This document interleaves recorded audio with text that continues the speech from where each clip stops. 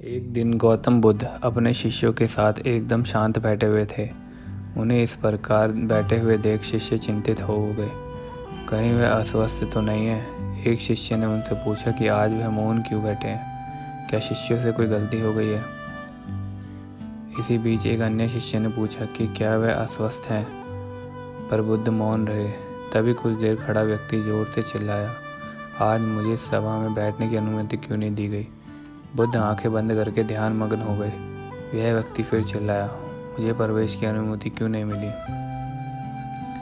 इसी बीच एक उदार शिष्य ने उसका पक्ष लेते हुए कहा कि उसे सभा में आने की अनुमति प्रदान की जाए। बुद्ध ने आंखें खोली और बोले, नहीं, वह छूत है, उसे आज्ञा नहीं दी जा सकती।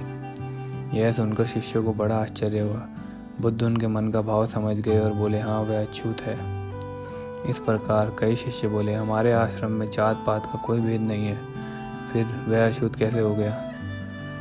तब बुद्ध ने समझाया, आज वह क्रोधित होकर आया है। क्रोध से जीवन की एकाग्रता भंग होती है। क्रोधी व्यक्ति प्राय मानसिक हिंसा कर बैठता है, इसलिए जब तक वह क्रोध में रहता है तब तक अछूत होता है। इसलिए उसे कुछ समय एकांत में खड़े रहना चाहिए। क्रोधित शिष्य भी बुद्ध की बातें सुन रहा था। पश्चाताप की अग्नि में तप कर वह समझ चुका था कि अहिंसा ही मनुष्य का महान कर्तव्य व परम धर्म है।